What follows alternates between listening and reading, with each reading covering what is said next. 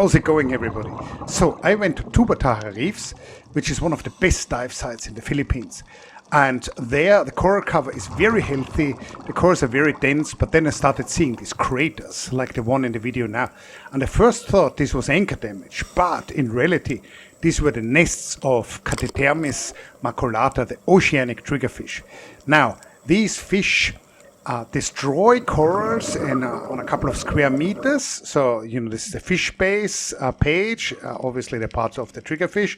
So they empty out this spot on the reef, and then they start laying the eggs there, and they viciously defend these nests.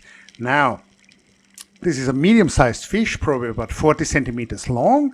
The last time I've seen this oceanic triggerfish was a couple of years ago in Hawaii, and there I took this picture, and this was near a mid-water oceanic buoy on top of 1,000 meters of water. So normally these are not reef-associated fishes. They are schooling pelagic fishes. Now they were very aggressive in defending these nests, and however, though, in contrast to the Titan triggerfish, and I'm linking to a very good video about the Titan triggerfish, they do not attack divers. They're actually scared of divers. So I put my GoPro camera in front of the nest, and that's the footage which you see here. Now, they were quite selective in whom they were chasing away. These little damselfish in the front, they were not bothered so much with. They are probably planktivores, but any a small wrasse or a potential predator of the eggs, like a bigger damselfish, they would very quickly, aggressively chase away. And of course, the survival of the offspring would depend on that. Now, this is almost a remnant of an ancient behavior, like a marine turtle coming on land and laying its eggs there.